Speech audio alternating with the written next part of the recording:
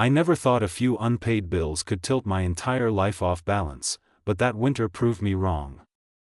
My name is Ethan Walker, and until then, my problems had been ordinary: missed deadlines, quiet arguments, the slow exhaustion of trying to look stable while everything underneath shifted. I shared a small apartment with my boyfriend, Daniel, a place that once felt like proof we were building something real. Lately, though, it had begun to feel like a waiting room where neither of us knew what we were waiting for. Daniel worked long hours, often returning home with his thoughts already spent. When he spoke, his words were practical and clipped, never unkind, just distant. I told myself that relationships went through seasons, that closeness didn't always look like constant warmth. Still, the silence between us grew heavier each night, settling into corners we stopped noticing until we tripped over it. Money was the problem I could measure, even if I couldn't solve it. A delayed paycheck turned into a late rent notice, which turned into a quiet panic I carried everywhere. I didn't tell Daniel at first. Pride has a way of disguising itself as responsibility, and I convinced myself I could fix it alone. I cut small comforts from my routine, skipped lunches, and smiled through the stress. None of it added up fast enough. Lucas Reed was the only person who noticed. We'd been friends for years, the kind of friendship built on shared routines rather than dramatic moments. He knew when to call without asking and when to listen without interrupting. Lucas had always been steadier than me: better job, better timing, better instincts. When he asked why I looked thinner, I brushed it off. When he pressed, I told the truth that I didn't expect his answer to be so immediate. He didn't hesitate or lecture. He just said he could help.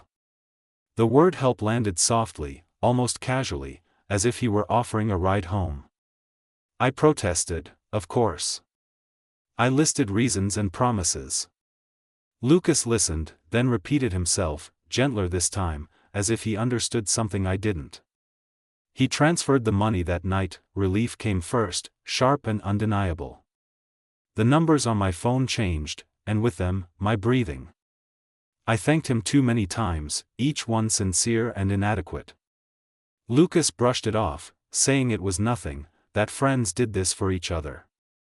I believed him because I needed to. I didn't ask about timelines or conditions. I told myself that trust didn't require paperwork. Daniel noticed the change before he noticed the reason. The rent was paid. The fridge filled again. I moved with less tension. He smiled more, and for a moment, it felt like the distance between us might shrink on its own. But something else had shifted too, something I didn't yet have language for.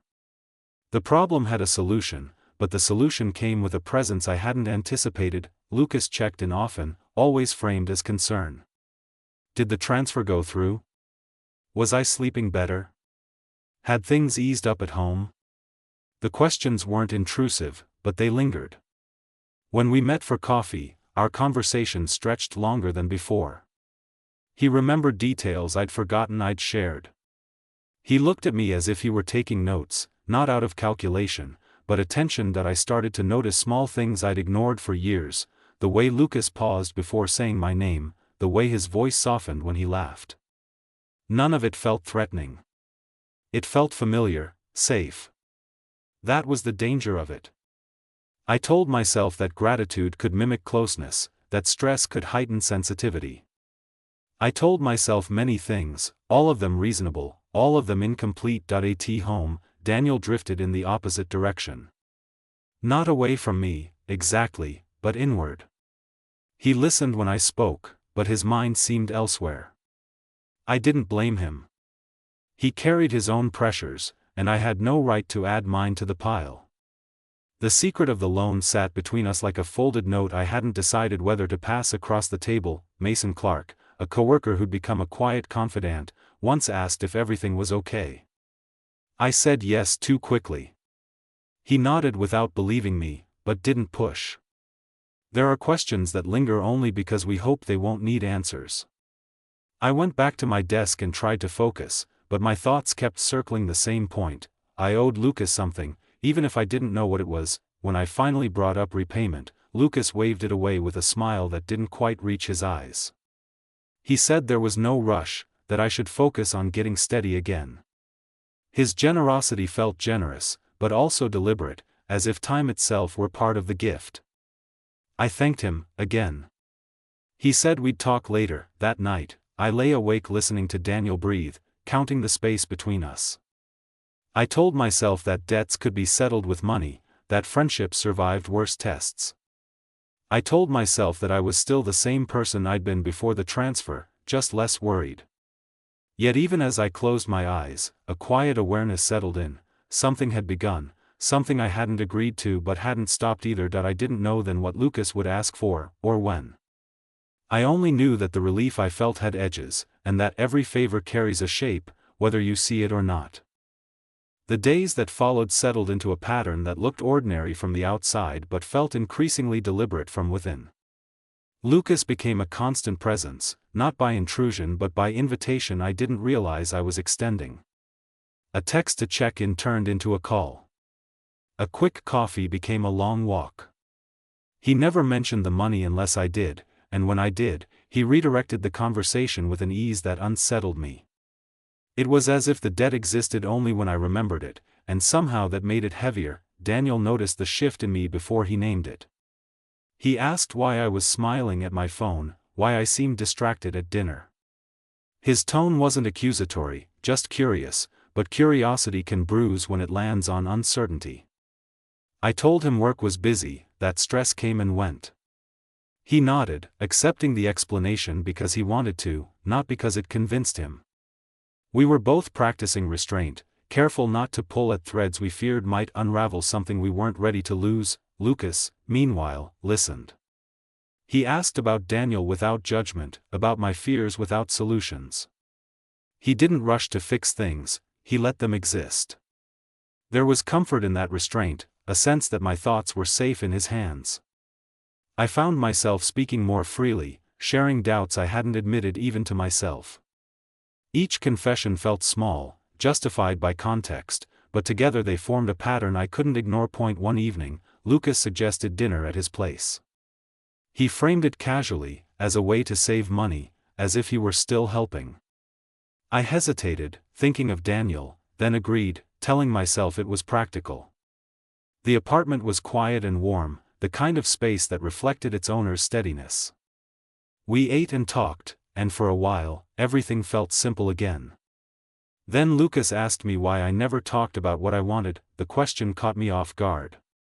I talked about needs, about plans, about survival, but desire felt indulgent, almost irresponsible. I laughed it off, but Lucas didn't. He waited, patient and attentive, until silence pressed me into honesty. I admitted I didn't know what I wanted anymore, only that I felt tired of guessing wrong.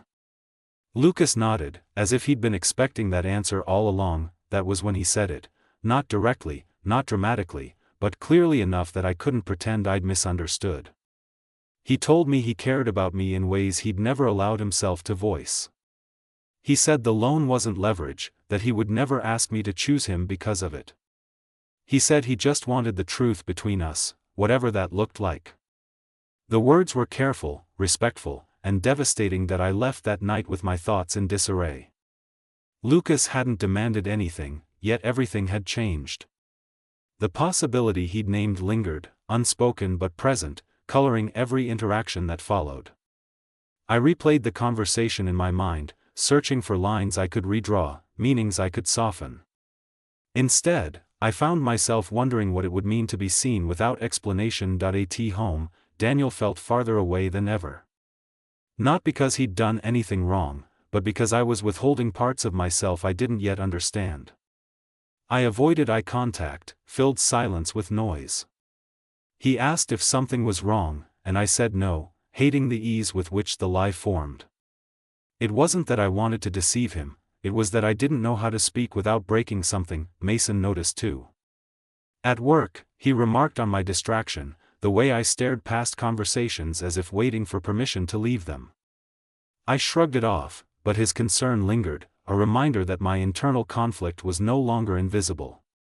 I was carrying it everywhere, and it showed. Lucas didn't push after that night.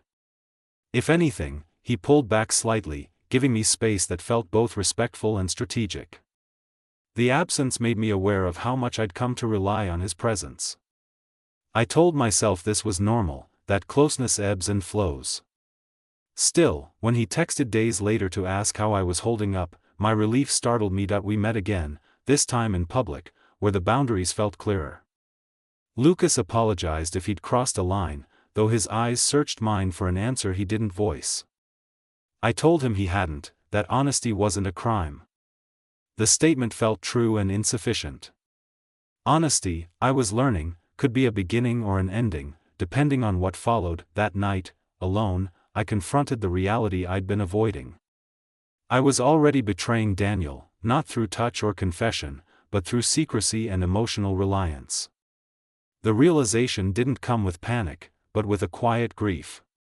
I had become someone who compartmentalized affection, who justified intimacy by circumstance.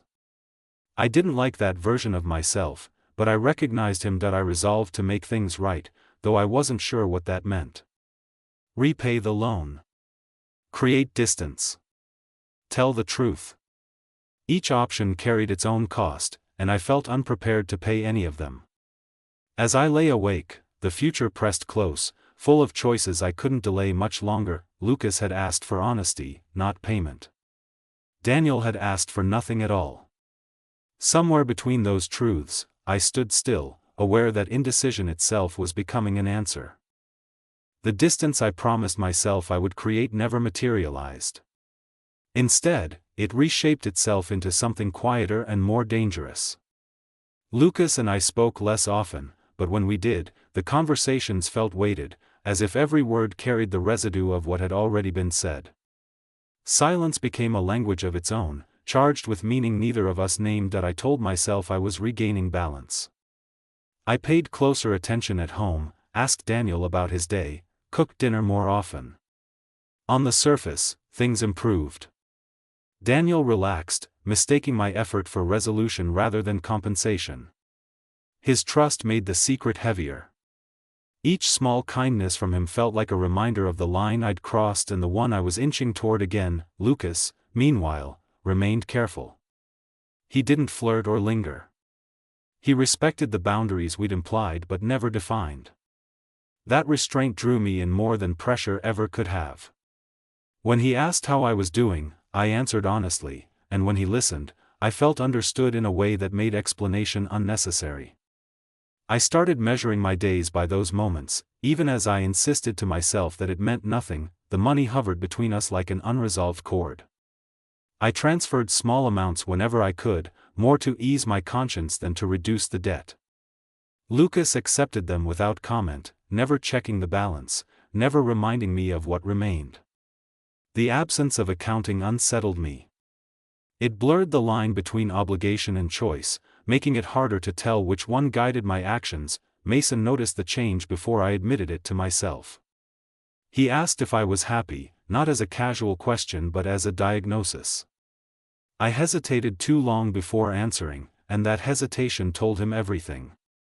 He warned me, gently, that drifting could be as damaging as deciding. I nodded, grateful for his concern and resentful of its accuracy. One evening, after an argument with Daniel over something trivial, I found myself standing outside Lucas's building without remembering the walk there. The realization startled me. I hadn't planned to come, my feet had carried me on their own. I considered turning back, rehearsed apologies I wouldn't deliver, then rang the bell. Lucas looked surprised but not displeased. He invited me in, asked if I wanted tea, offered the kind of quiet hospitality that made leaving feel rude. We sat on opposite ends of the couch, talking about nothing until the nothing gave way to truth.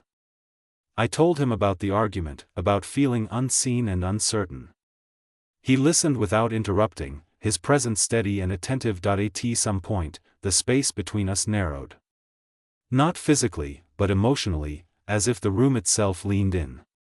Lucas said he didn't want to be the reason I hurt someone I loved. I said I didn't want to be someone who hid behind good intentions. The words hung between us, fragile and unresolved.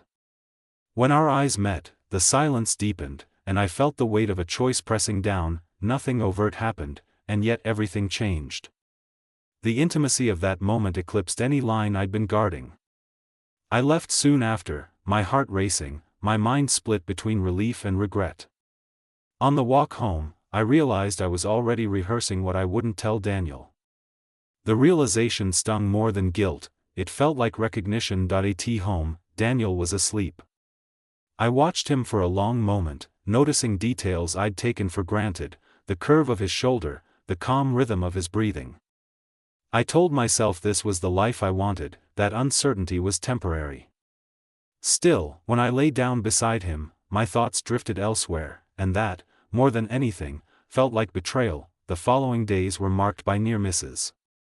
Daniel asked about Lucas, and I answered carefully. Lucas texted, and I delayed responding. Each interaction required calculation, a constant awareness of what I was revealing and what I was withholding. The effort was exhausting, but the alternative felt worse. I had become adept at managing impressions, less so at managing myself. Lucas sensed the strain. He suggested we take space, said he didn't want to complicate my life further. I agreed too quickly, relief and disappointment colliding. The agreement felt like a pause rather than an ending, a temporary ceasefire in a conflict that hadn't been resolved. We promised to check in later, a vague commitment that kept the door ajar. As weeks passed, the emotional distance between Daniel and me widened again, this time sharper for having briefly closed. He sensed something was wrong but couldn't locate it, and that uncertainty made him cautious. Our conversations grew polite, our routines efficient. We functioned well, but function isn't the same as connection. I missed what we used to have even as I failed to protect it. Late one night, unable to sleep, I reviewed my bank statements and calculated what remained of the loan. The number was smaller now, manageable, yet it no longer felt like the point. The debt had transformed into something intangible, something tied to moments and confessions rather than currency. I understood then that repaying the money wouldn't undo what had already happened. Lucas hadn't asked for anything, and that was precisely the problem. In the absence of demands, I had filled the space with my own longing and fear. I had crossed a line without being pushed, guided by empathy that blurred into desire. The realization settled in quietly, undeniable and unsettling. As I closed my laptop, my phone vibrated with a message from Daniel asking if we could talk the next day. Almost simultaneously, a message from Lucas appeared, asking if I was okay. I stared at the screen, aware that the balance I'd been trying to maintain was slipping, and that whatever came next would require more than careful words. The conversation Daniel asked for didn't happen right away. We circled each other for a full day, exchanging ordinary words that carried extraordinary weight. I felt like a guest in my own life, careful with every movement, aware that honesty waited just beyond my restraint. When we finally sat down together that evening, the apartment felt smaller, as if the walls had drawn closer to listen. Daniel spoke first. He said he felt me pulling away, that something in me had shifted and he didn't know why.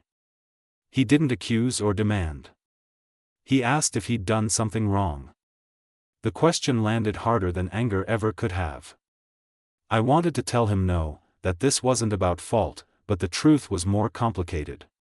It was about choice, and the way I'd avoided making one. I admitted there was someone else involved, careful with my language, precise with my omissions. I told him it hadn't become physical, as if that distinction might soften the blow. Daniel listened, his expression steady but wounded. He asked if I still wanted to be with him. I hesitated, and that pause answered more clearly than words. The silence that followed was final in a way neither of us had prepared for. Daniel didn't raise his voice or storm out. He said he needed time, that trust couldn't be negotiated on partial truths.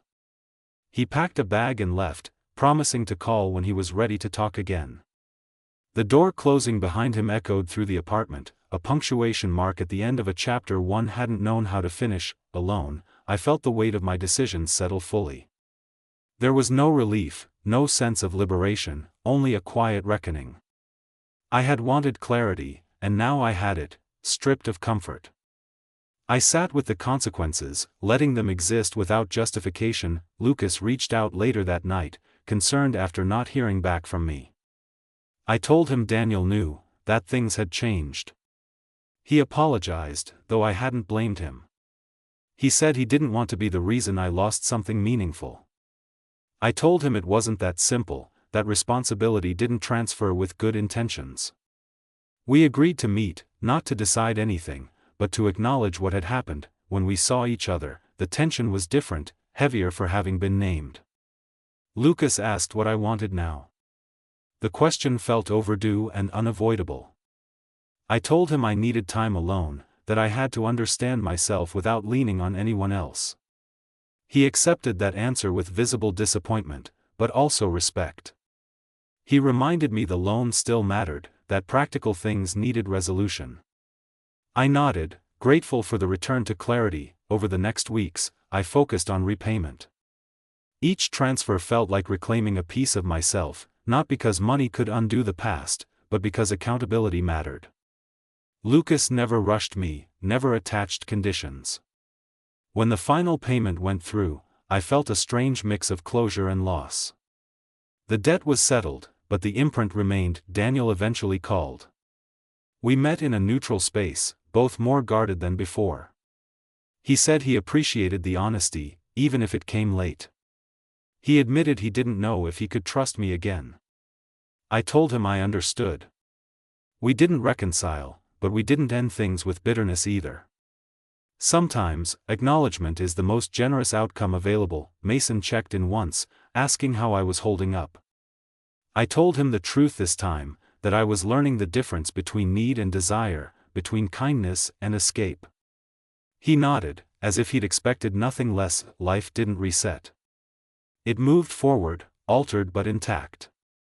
I learned that favors can create spaces where intention blurs, that silence can be a form of betrayal, and that choices made slowly can still arrive all at once.